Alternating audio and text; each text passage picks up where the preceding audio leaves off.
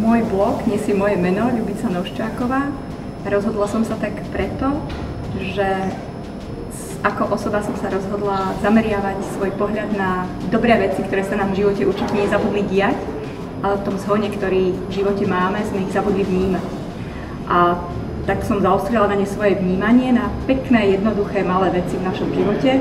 A keďže je to môj pohľad na svet, blog sa volá ako ja. Začalo to celé narodením 2 detí, ktoré nám prevrátili život na ruby a ktoré sa narodili niecelkom zdravé.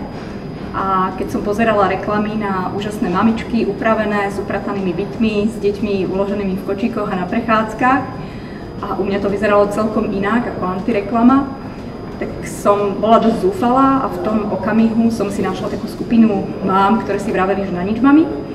Ale v istom bode som sa rozhodla, že pre Pána Jana snad tie naše deti robia aj niečo dobré a snáď aj nám sa deje niečo dobré v živote a rozhodla som sa zamerať sa na to, čo dobre sa nám v živote deje.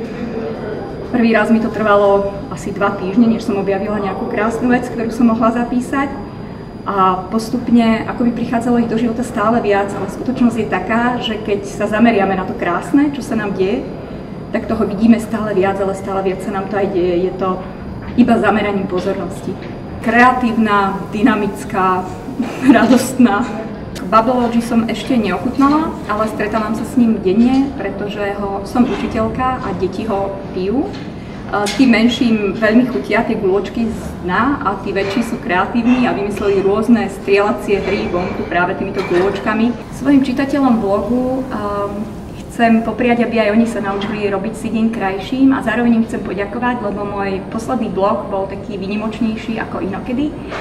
A po prvýkrát som nielen našla krásnu vec, ktorú robí cudzí človek pre ostatných ľudí, že im ponúka jedlo zdarma, ale prešlo to až do akcie a to je taká malá tajná akcia dobrá, ktorú sa čitatelia blogu rozhodli urobiť pre tohto dobrého človeka a tak ma teší, že veci vieme nielen sledovať a opísať, ale sa aj púšťame do ich tvorenia.